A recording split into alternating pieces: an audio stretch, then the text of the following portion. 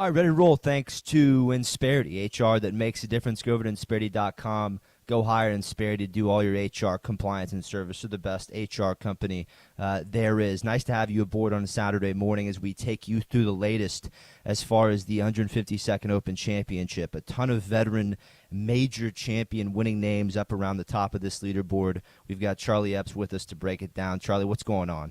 You know, the Open Championship is going on way over across the pond, and Justin Thomas is lightening it up because of no wind. He's 5 under today, 1 under for the tournament, so it's going to be a great day for golf.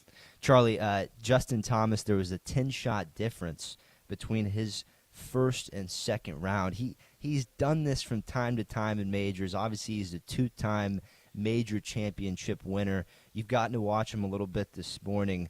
As far as putting together 4 rounds and limiting the inconsistencies between rounds, what's JT going to have to do to kind of get back to the winner's circle of a major? Well, he knows that it's all or nothing, and he goes out and he's swinging for the fences. And sometimes, it goes awry and he gets going the wrong direction. But you know what he's trying to do, and that's trying to shoot a score as low as possible. And sometimes he's got to be a little more conservative in certain shots to keep that run going. But I like his form of play, and hopefully he can shoot 5 under the back nine this morning, and all of a sudden he's going to be back into the tournament. He's an excellent shot maker. We saw that a few years back at the Players, when the wind got up a ton and Justin Thomas somehow manufactured a 74 around TPC Sawgrass. I mean, that type of ball striking is able to work different trajectories. I have no doubts in the future Justin Thomas at some point becomes an Open champion.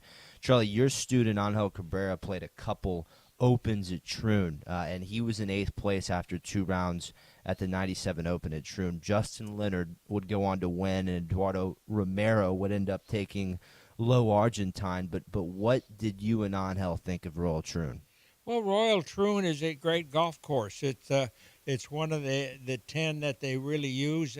It's in the rota. They rotate the different courses every year, but it's within the top 10 in not only Scotland but in England. I like Royal Troon, but it's not my favorite. You have the Senior Open hosting at Carnoustie. Next week, St. Andrews hosted the Open 2 years ago, and Liverpool was last year. It seems like, Charlie, the RNA, they get it right one year after another with the golf courses. It's tough to ignore that. With U.S. Opens, you've had LACC, Chambers Bay, 16 under at Erin Hills. The RNA seems to adjust their courses based on distance that's going up on the PGA Tour. It seems like they're a lot more on top of their golf courses. Am I off there? Well, I think Boo Weekley had the great comment about the RNA and the Open Championship. He says he doesn't understand why they don't have it in the summer, because their weather is so ridiculously, harsh sometimes, and when you get those bad winds and the scores go up, and you'll see the guys wearing cashmere and stuff like that. But the courses are, the RNA's got the right to have the 10 best courses. That's the direction the USGA is going presently. It's going to that. And courses like Chambers Bay and those courses, you won't see them have a U.S. Open again until it's proven that it can, make the players play to par and not to, have a birdie fest. Shane Lowry, he is the leader at 7 under par. He won the Open back in 2019 at Portrush. It's been an interesting go since. He has a few European Tour titles since, but has not won on the PGA Tour other than the Zurich 2-ball earlier this year with Rory. You were the coach. You played in the Zurich 2-ball way back when. When you came in second alongside Blaine McAllister, did that fuel Blaine at all for the rest of the year? Well, sure it did. It gave him confidence, and we teamed up pretty well. But we saw a few things that made him a little better player. That those are the type of things that you look for in a partnership tournament. But the only problem that our leader has today is that he won it in 2019, and Sean is still celebrating.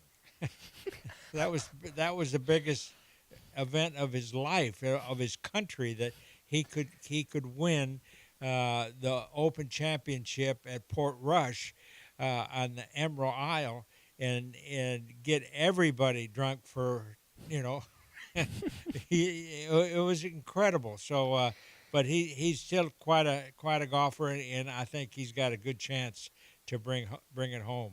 Charlie, This the winner of last week's Scottish Open, Robert McIntyre, he's a Scottish native, and on the range this week before the second round, everyone was giving him grief because he said he was still hungover from his win the week before there at the Renaissance Club. I mean, these Europeans, they just know how to celebrate better, don't they?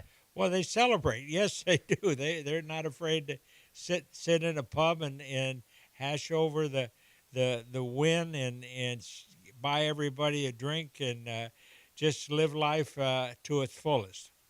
The cut line was 6 over, with 76 professionals and 4 amateurs making it the weekend.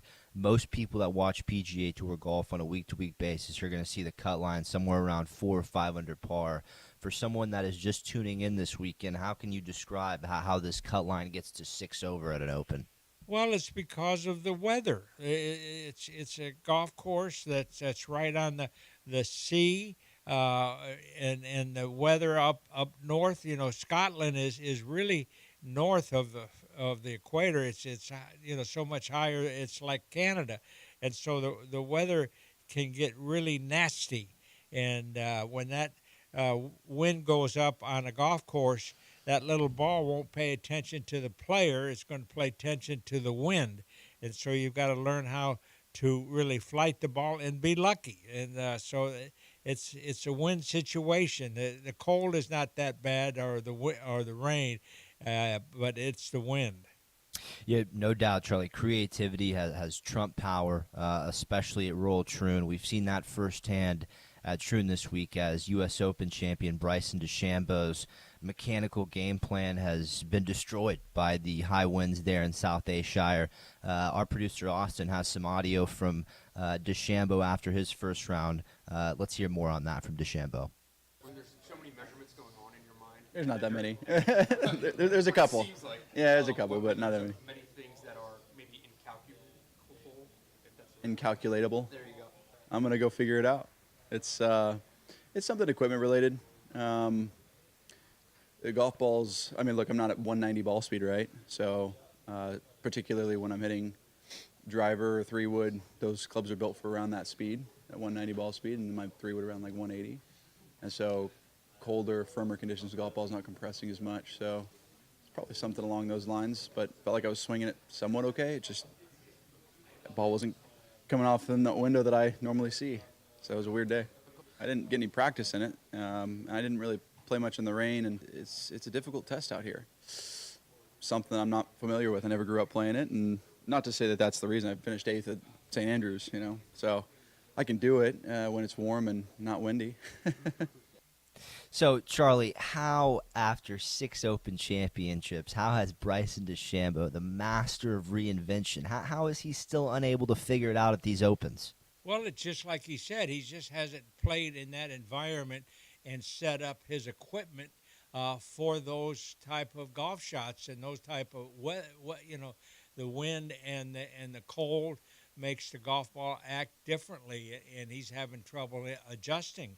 And that's the only problem he has when he's trying to, his club head speed is getting close to 190 miles an hour, and you're off just a little, you're hitting it out of the rough all day long, and you can't score from the rough. You got to be able to stay in the fairway. As far as game planning for Opens, and maybe this is something that DeChambeau needs to change, comparing links golf to Open golf, Charlie, as far as the amount of drivers you're taking out, is the game plan off the tee on links golf to try to hit the ball as far as you can, like a lot of courses in the States, or are you trying to strategically place it for your second shot? Well, I can remember our good friend Tiger Woods. He won one of his Open Championships, and he very seldom hit a driver. He's hitting 2-irons off the tees all day long and letting the ball run out 50, 60, 70 yards. So that way he avoids those bunkers. The hazard on a links golf course are the bunkers. There's no water. It's next to the ocean, but it has no water that's in play. But you get in the high rough, and the rough over there, like my good friend Rufus Wallingford always said, it's the roughest stuff you'll ever play in. And so between the rough and the unfair bunkers, you're not going to have the scores that we're used to in America, because we don't have those hazards on the golf course. And this, we've heard a lot this week. At Royal Troon, the first 6 holes are what you have to jump on. 4 and 6 are very gettable par 5s. That's the second stretch of 6 holes, 6 through 12. You've got the railroad hole to come in. You've got more out of bounds coming in, and then the final 6 holes plays dead into you into the wind. Do you see more trouble off the tee at Royal Troon compared to other links courses? Well, I think it's more on the second shot, because Troon, they didn't build Troon with a bulldozer, and so the fairways have moguls in them, and so you have a lot of uneven lies. Although you're playing at sea level, it's not like playing in the mountains, but those little moguls that you have uphill, side hill lies, and you're trying to be accurate with it. And sometimes it's difficult to control the ball off of the lies coming in on Troon's 7 last holes, because of the way the terrain plays, and that's a big problem. We got some questions coming in for you, Charlie. We'll get those answered on the other side. Shane Lowry's your leader. He was the 2019 Open winner at Royal Portrush. He's a 6-time European Tour winner and 3-time PGA Tour winner. He has the experience. He could go the distance. We'll talk about him more a little bit later on. And then Dan Brown, what a story. Tied for second alongside fellow Englishman Justin Rose. And Dan Brown's a DP World Tour member who's made 1 cut in his last 8 starts. He was a final qualifier at the West Lancaster side about a month ago. We'll talk about more about that on the other side. Get to some of your questions for Charlie. This is the Charlie Epps Golf Hour presented by Insperity on ESPN Houston. Back after this.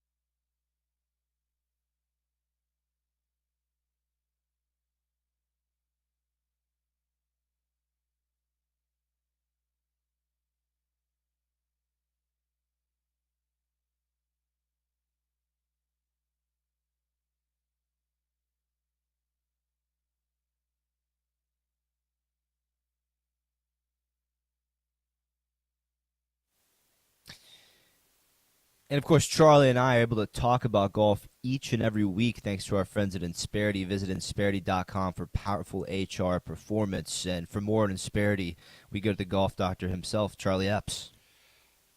Insperity, a company that really cares about its community. It cares about its employees. And for example, they get a certain amount of time that they can dedicate to charities to help their community. But their philosophy in business is they want their small business to succeed so communities can prosper. That's a very simple philosophy. You want to help the small businesses of the world. If they're successful, the communities around them are going to be successful, and they have that motto, if you will, and they treat their employees so well, just like they treat their customers. And if you want to be a customer of Insperity, give them a call. Log on to Insperity.com and find out what kind of company they are. And they're a first-class company because of their philosophy on doing business and taking care of people. They are the champs of taking care of people. You will not be neglected. I'm so proud to have been with them since 1986 and see them grow from 0 to 7 billion, and then from 0 employees to 4,000. And you have that growth not because of good people, but a good product, which is kindness. So give them a call and finish out the year strong. And I guarantee you'll be very happy if you get in business with Insperity, the company that cares. Once again, that is Insperity.com, and we continue as far as the Open Championship is concerned. Shane Lowry leads the way at 7 under. Daniel Brown and Justin Rose, two Englishmen that are 2 back at 5 under. Charlie, as far as these notable missed cuts, and one other thing, let's start with this, Charlie. You look at the front 9 scoring average at Troon. Round 1, 37.95. Round 2, 37.92. Round 3 this morning, 35.26. Course is playing a little more gettable this morning, Charlie. Yes. Hang on, I was distracted there. No problem. Let me repeat this to you. I was talking about how much easier Troon is playing this morning rather than the first 2 rounds. In round 1, the front 9 scoring average was 37.95. Right. Round 2 was 37.92. This morning, 35.26. Could we see someone seriously make a move this morning? Sure you can. I mean, Justin Thomas is doing that. He just shot 5 under the front side, and he's parred the first 2 holes. He's just finished the 11th hole, which is an extremely hard par 4 with the railroad running down to the right of the hole, where Roy hit it out of bounds to start his round, and now he's on vacation. So the back 9, the back 9 it just has a great variety of directions and par 5s and par 3s, and they finish with a good par 4. You talked about Rory packing his bags early. He told the London Times yesterday after his round, after missing the cut, that he was already thinking about vacation after 22 holes. As far as these missed cuts, Rory McIlroy, Akshay Bhatia, Keegan Bradley, Tony Finau, Victor Hovland, Cam Smith, any of these guys you really expected to play well this week before they packed their bags on Friday evening? Well, yeah. Justin Thomas, he had a good well, he made the cut. Yeah. We're talking about notable MCs there, Charlie. Oh, yeah. I'm sorry. Let me give you a couple of these names again. As far as missed cuts, you had Tiger Woods miss the cut. We'll talk about him a little bit later on. Rory McIlroy missed the cut. Tony Finau missed the cut, and then your defending FedEx Cup champion Victor Hovland also missed the cut. Yeah, no, Victor was a surprise. Victor, I thought any time he's going to break through and win a major championship, and him being from Europe and have played this golf course many times, I'm surprised that he's not in the fray, but he's also missed the cut. So very, very, very strange. Yeah. I find it, when you're talking about the history and the last 5 years of this tournament, I was surprised that 3 of the last 4 winners, Charlie, 3 of the last 3 of the last 4 36-hole leaders at the Open went on to win. You would think this is a little bit of a harder event to close, don't you think? Well, yeah, but once you get out in front and you have that cushion of a lead, if you know how to take care of the golf ball, you can keep it pretty close to 70 without having a problem, unless the weather really gets away from you. But it's a golf course that if you get out in front, it's hard to have the field catch up behind you. No question. Let's get to a couple questions, Charlie. We go to Jerry in Dublin, Ohio. He asked, Charlie, what's been your lessons to students out of greenside pot bunkers? How can you get the ball up in the air quicker out of the sand like we're seeing some of these players do at Royal Troon? Bend over and pick it up and throw it out. I've been in many of them, and if you get close to the edges of the bunker, it's very hard. You got to go backwards, and that's hard to do. So, or go sideways. But don't think you can go. If you're too close to the front of the bunker, you got to go a different direction. So, and you got to. I've never seen a bunker like they have where you can practice out of them and get good at it. So, good luck. That was actually we're gonna, as far as pot bunkers, Charlie. I mean, how about that one on the right side of the 8th hole at Troon? Also known as the Postage Champ. How does a par 3 playing only 123 yards the last 2 days? The scoring average has been 3.18. I mean, that's it's a short par 3 there, Charlie. Well, but yet it plays differently because the direction it's going back towards the ocean and the sea, and so the winds come at a different angle, and the green is really narrow. If you look at the green, it has a bunker behind, and if you get in that bunker, Should Jerry pick it up if he gets in that bunker? Well, who made an 8 there? I believe it was Robert McIntyre, Charlie. Well, no, not McIntyre, the Chilean guy. Joaquin Neiman. And he still shot even par, but he got sideways in the wrong position of those bunkers, and you get behind, and then he hit it out of the bunker, went into the bunker in front. So it's a nightmare of a hole, and especially with the wind being the way it is. Yeah, Neiman, Charlie, really had it going. And you want to talk about, a couple players in mind that haven't quite performed well at majors up to their standards is Max Homa and Joaquin Neiman. Homa made a big-time putt yesterday to make the cut at 6 under, and Neiman had it at 2 under before he got to that short par 3. Still at even par, still a chance for him.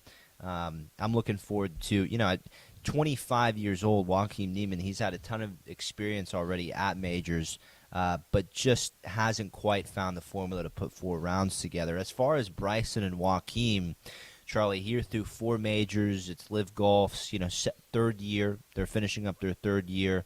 Does their schedule, does their format hurt them at all when it comes to playing a grueling 72-hole test like we're seeing at the Open?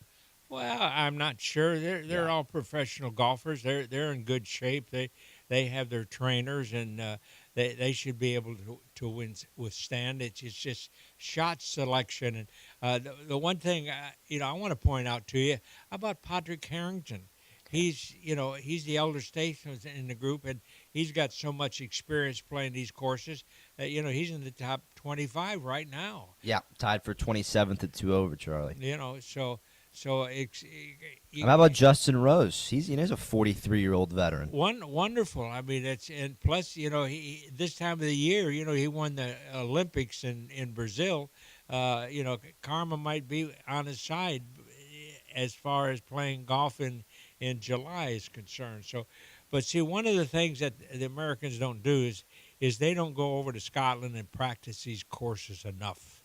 They got to go spend a week over there and get used to the different shots that you don't have in America. That's number one. Number two, Mr. Hogan went over there and played it one time, and he says, I won. I'm not going back, because it's really difficult.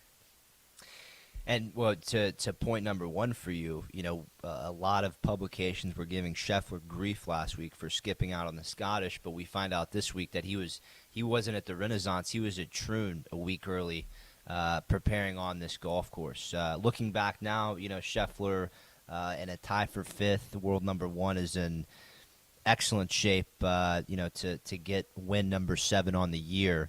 I think his preparation. He's only played 3 Opens, Charlie. He's finished 23rd or better in all of them. I think that was a good way to go about preparation for Scotty. Everybody should read Jack Nicklaus's book about all of his majors and what he did, and he finished in 10 straight years. He was never out of the top 10 at any Open Championship, and it's because he played very conservative. He was very conservative in his driving, and Jack has always been one of the great drivers of the golf ball, but he wasn't aggressive. He waited and patience, and that's what some of these young guys need to do. Well, maybe if they watch some of these vets atop this leaderboard, Charlie, we talked about Justin Rose, Jason Day's in a tie for 9th at 1 under, Adam Scott's in a tied for 13th at even. That veteran wisdom, it's winning this week. Shane Lowry's he's a veteran now. He's 35 years old. Shane is exactly right. And Justin Thomas right now he's worked himself back he's tied for 8th. He tied for 5th now at 2 under. Charlie. Justin Thomas. Yeah, tied for 5th. Isn't that great? Tied for 5th. Justin Thomas has 5 more holes to go. He just birdied the 12th, and he got out on the front 9 in 31. So he has put the pedal to the metal. We got to take a quick break. We got to talk about Tiger Woods on the other side. He shot 14 over through 2 rounds. Give you a recap on the Big Cat, and give you some weekend picks before we get out of here. This is Charlie Epps Golf Hour on ESPN Houston. Back after this.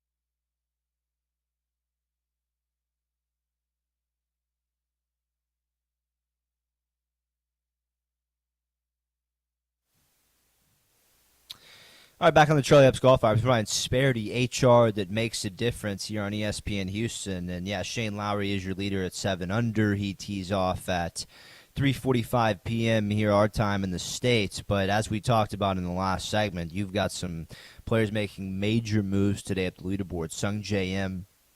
shot 5 under par, vaulted 52 spots up the leaderboard to a tie for 17th. You have Justin Thomas at 6 under through 12 holes. He's boosted 33 spots up the leaderboard to a tie for 5th. And then in solo 4th is Tristan Lawrence, who is 6 under par through 8. And he is vaulted 24 spots up the leaderboard. So, Charlie, roll true, a little more gettable this morning as we've talked about. Great to be with you this morning covering the latest. Well, it's always fun to be at a major championship.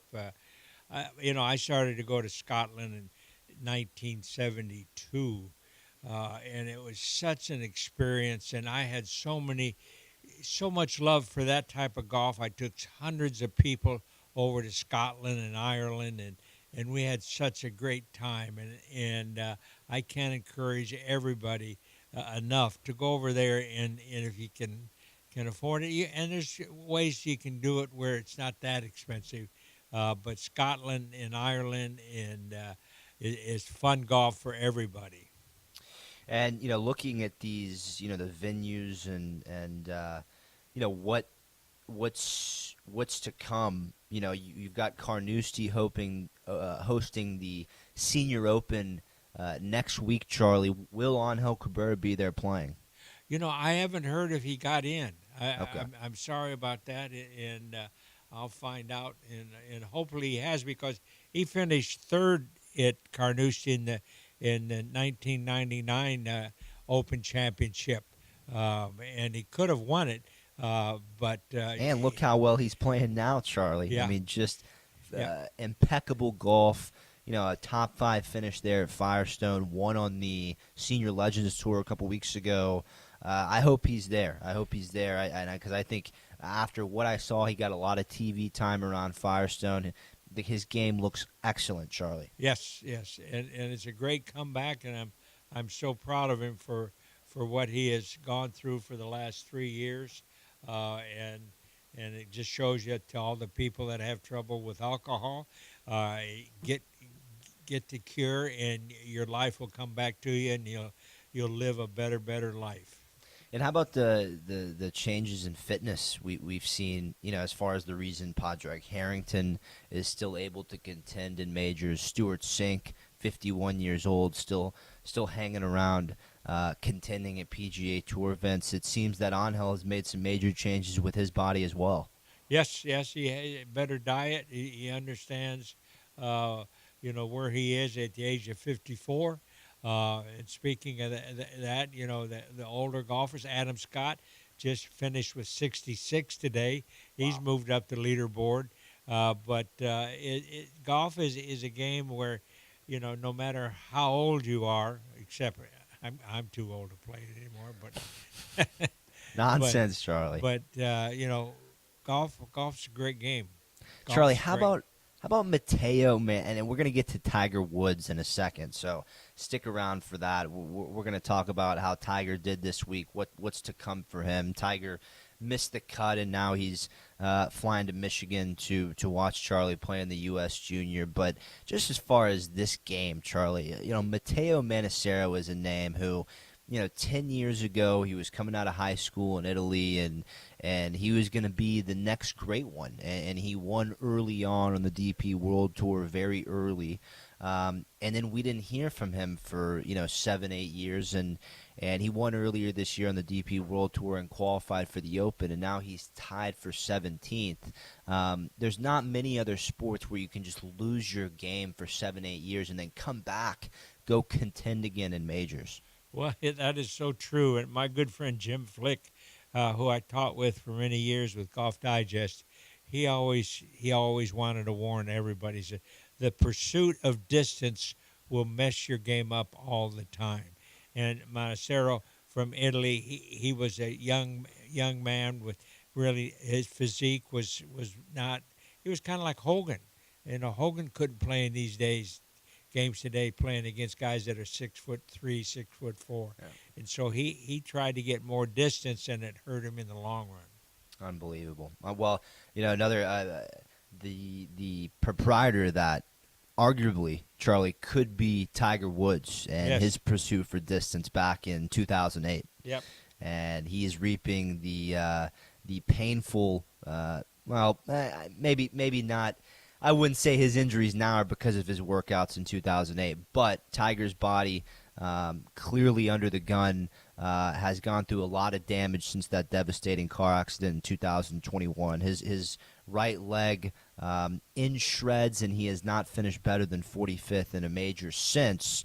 However, Charlie, talk to our listeners about how much more Tiger has going on than what's going on the golf course. Well, for example, Tiger he loves the Ryder Cup, and he loved playing in it, and we knew that he was going to be a great captain in New York, but he chose to not take that responsibility because he has other chores that he's tending to, and he's not going to do anything else until he gets everything in order. And that's what I remember his dad saying, he's going to do more than just be a golfer, and so now he's trying to figure out live and how we get this professional game back in shape, because right now the professional game is in bad shape financially. Live have come in and screwed things up, and the PGA Tour took on more responsibility than it should. They're actually, I would say, close to being broke because of what they had to do and the numbers they're having to pay, pay the players. So we'll see how this works out, and hopefully Tiger will be right there, and he's going to be on our side and dealing with the people who have brought Live into play, and so they got to get it back in order, make it make sense.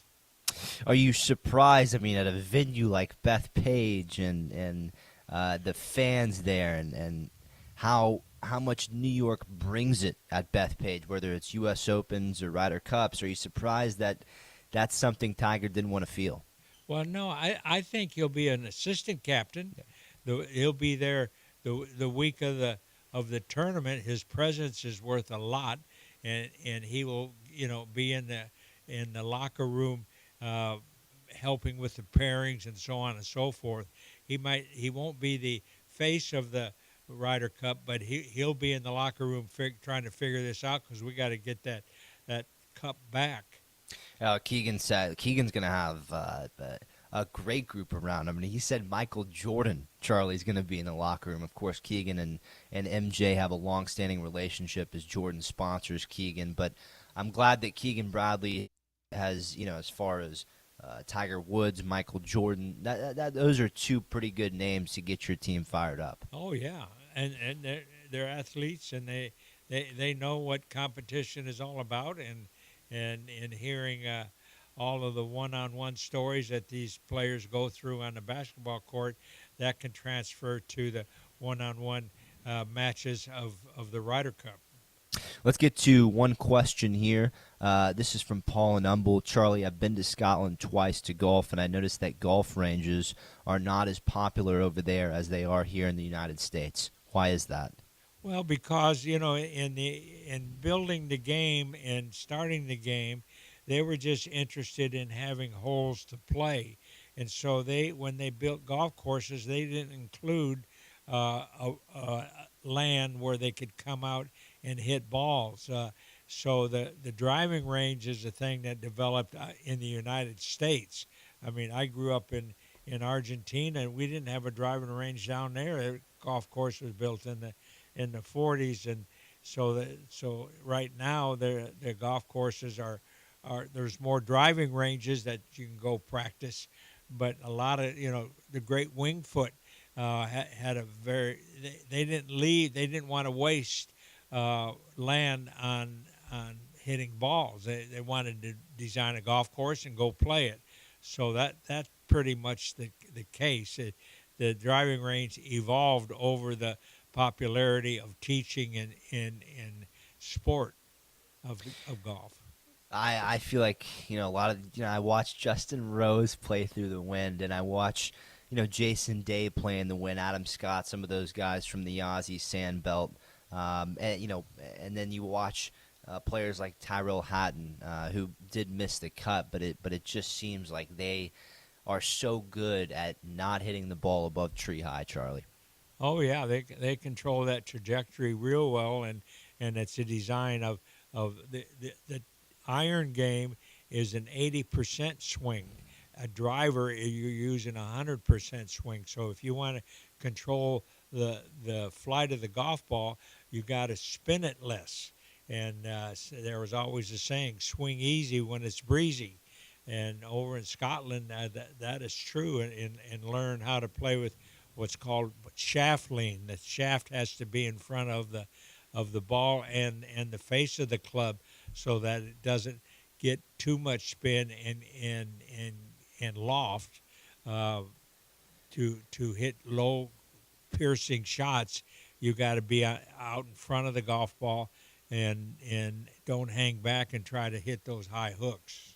Great work there, Charlie. We have one more segment to go. We'll make a pick for the weekend. We'll talk about some of these past opens at Royal Troon. Obviously, 1962 was a historic year, with Arnold Palmer winning his second British Open and then going to captain the Americans to victory at Atlanta Athletic Club.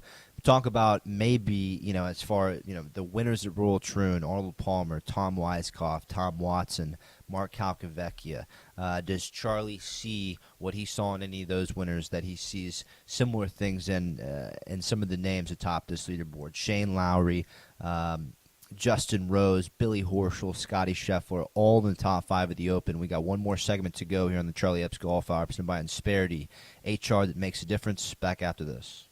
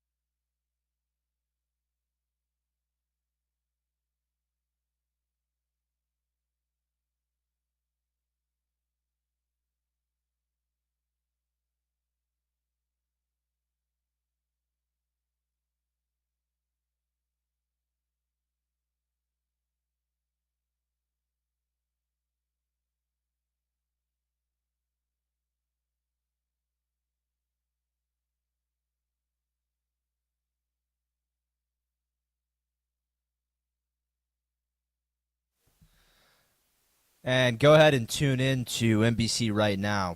Match 34 going off the first tee. Dustin Johnson and Brooks Koepka, absolute powerhouse pairing.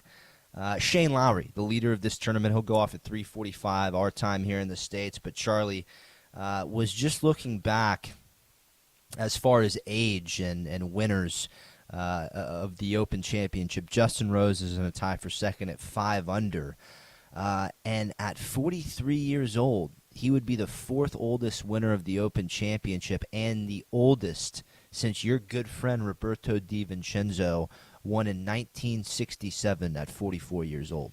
How about that? That was so memorable in my eyes. Roberto winning his major championship in England, and so the old still have a chance, and I like Justin Rose's opportunity to win this weekend. He's right. He's in good position, and he knows how to take the golf ball around the tricks of this golf course because he's played it so much. So I like his chances.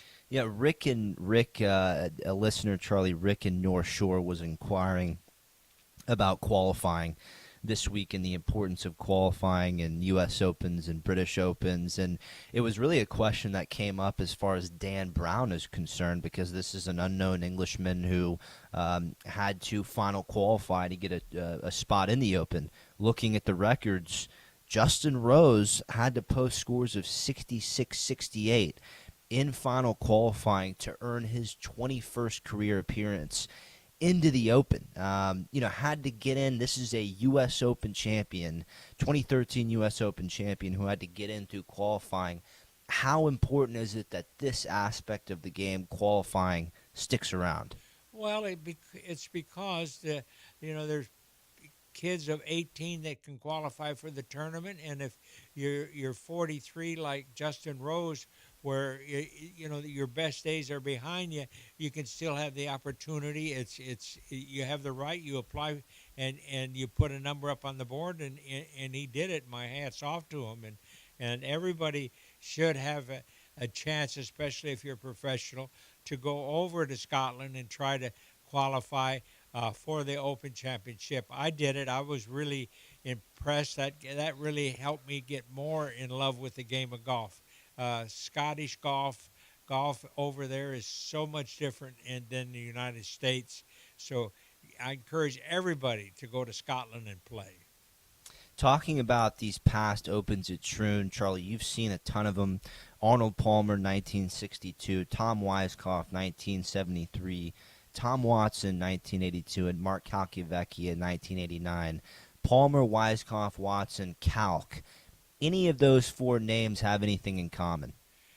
Yeah, they won the championship. I mean, and they won it because dumb question. Yeah, Maybe as far as the golf game is concerned. Yeah, but they all have the knack for the short game. And Calcavecchia hit one of the best chips I've ever seen over a bunker and made it, and it went in the hole. And those type of shots are so much important over there. The chipping, pitching, and putting. That's the game. And the drive, you got to really just, like Arnold Palmer was a great driver of the golf ball, and he went over there in 63 because he could keep the ball in. He hit it low, and he could keep it in the fairway.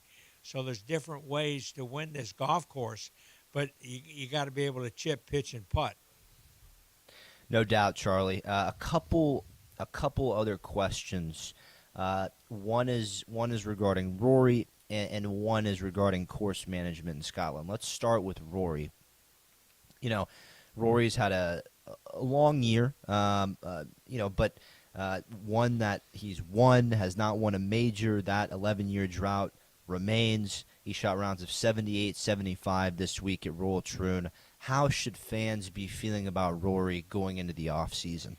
Well, not the off season yet. 3 weeks away from the playoffs. But Rory's a champion, and like Rudy Tomjanovich, you got to trust the heart of a champion, and he'll be back. He's trying his best to get in the winner's circle, and it's hard. It's hard to win on the PGA Tour, and it's hard to compete.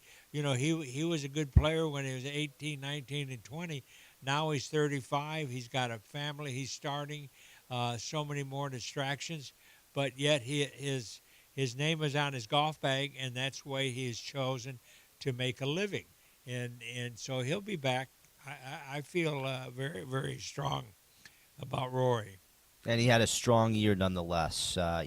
Tied for second at the U.S. Open. It's not what he wanted, but it was a very commendable finish. And Rory, it wouldn't surprise me if he made a huge run to win his third FedEx Cup championship in the last 10 years. Let's get to a question from Rick in North Shore. Charlie, you answered this last segment, but Rick is just joining us. Charlie, I'm here at Royal Troon this week, and I've been watching defending champion Brian Harmon over the first 2 rounds. I haven't seen him hit a shot above tree high. How can I add that to my game at home during windy days? Be 5'6" the way he is. I don't know how tall the guy is, but About 5'6", Charlie, spot on. so it's a matter of, just like I said, the iron play is an 80% of your swing, so that you can control the spin of the golf ball.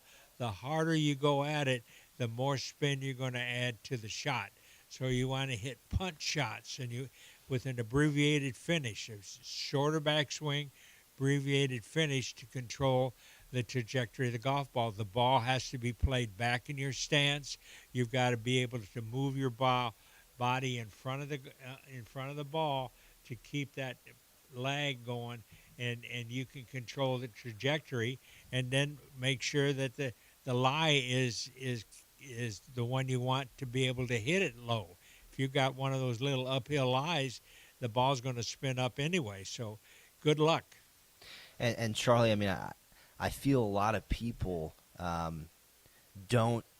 Well, it's tough to prepare for this in the States, but how about putting in the wind and on those big greens on links golf? That's nothing. It's nothing like you see here in America. Yeah, that is a great question, and chipping and putting is such a part of that. I can remember a caddy. We were on the 6th hole at St. Andrews, and my partner, Dr. Ferris, had about a 90-foot putt, and he said, "Well, which way does this break?"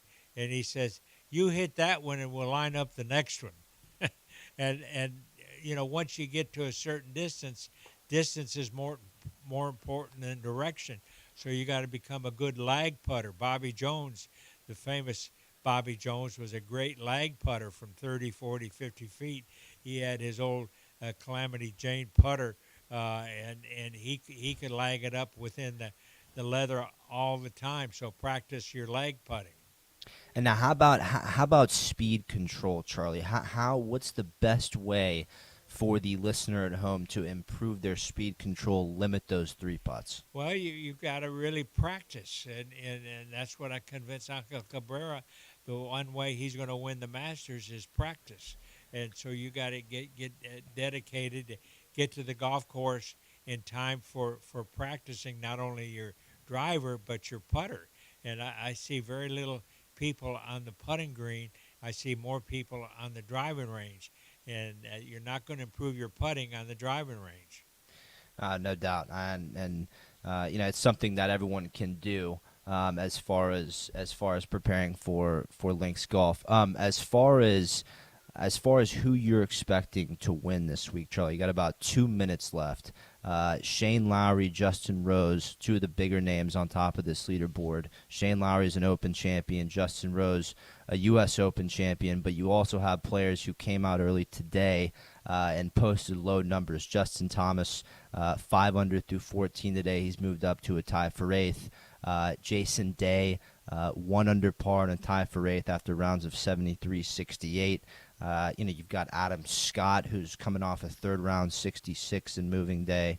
Looking down this leaderboard, who do you think? You got world number 1, Scotty Scheffler, in a tie for 5th. Who are you thinking comes out of here with the clear jug, Charlie? Well, number 1, Will, we've seen what the morning round has done, and the winds being down and calm, there's been some great scores put on the board, starting with Justin Thomas. So let's see how they finish this afternoon. But right now, I'm going to go with experience. And Sean Lowry, he's been trending so well this year. He hadn't won. So this is a good tournament for him to play because he likes the conditions. I love Justin Rose. I don't know about Brown. I don't know him, and I'd be very surprised if he was able to do it. And then, of course, our good friend Scotty Scheffler has put himself in position. And so let's see what he shoots today on the back nine especially, and see if he can get himself up there in the fray. And he could be leading at the end of the day. But Sean Lowry is my pick. I think Shane Lowry, I think you fast forward to Sunday, he's hoisting clear at jug number 2 and enjoying a ton of Guinnesses. Charlie, great work this morning. Everyone go turn on NBC, enjoy the 152nd Open Championship. Have a good time, everybody, and watch the Open. This is the Charlie Epps Golf